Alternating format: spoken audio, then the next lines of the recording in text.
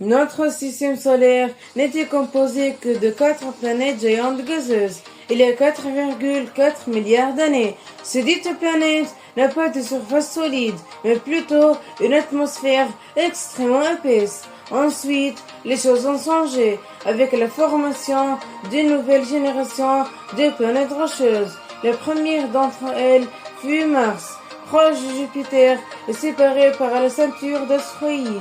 Cette planète rocheuse a un diamètre de 6792 km et une masse équivalente à un dixième de celle de la Terre. Elle est située à 228 millions de kilomètres du Soleil. Immédiatement après Mars, la Terre et Vénus se sont formées. On dit qu'elles se sont créées en même temps, car elles possèdent toutes deux une surface rocheuse. Le plus étonnant est leur similitude en termes de masse, de taille et de diamètre.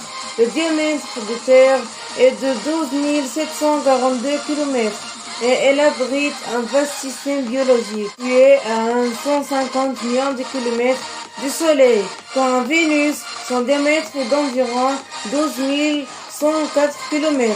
Sa masse atteint 92% de celle de la Terre et elle se trouve à 108 millions de kilomètres du Soleil.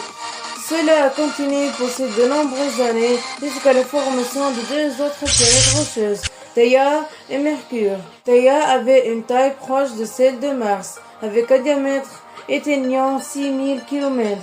Et elle possédait également une surface rocheuse à sa température variée entre 300 degrés Celsius et 400 degrés Celsius. Mercure, la plus petite planète du système solaire, a un diamètre de 4879 km est située à 58 millions de kilomètres du Soleil.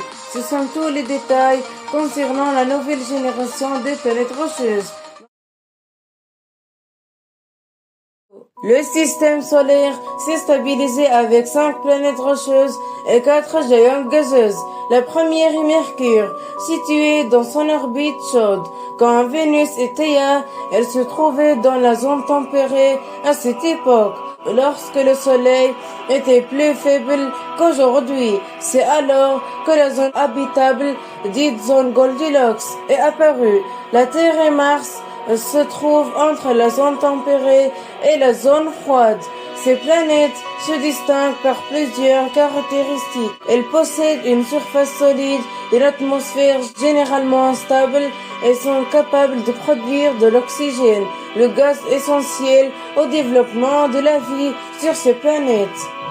Ce n'est pas tout, elles ont aussi la capacité de produire des plantes qui sont la principale source d'oxygène. Des millions d'années se passaient, les planètes rocheuses se sont stabilisées dans leur orbite connue. Mercure est extrêmement chaude, avec des températures dépassant les 400 degrés Celsius, et sa probabilité d'abriter la vie n'est que d'1%. Vénus, située dans la zone habitable, avait à une époque 40% de chances en plus de développer la vie. Quant à Theia, bien qu'elle se trouvait aussi dans la zone Goldilocks, elle est restée chaude et instable au niveau de son atmosphère. La Terre, à cette époque, était en feu, composée principalement de dioxyde de carbone et d'ammoniac, et ses chances de former la vie n'étaient que de 15%. Mars, situé la zone tempérée et la zone froide, a eu la chance de développer la vie. Des plantes primitives y sont apparus, produisant de l'oxygène et ses chances de soutenir la vie en étant 60%.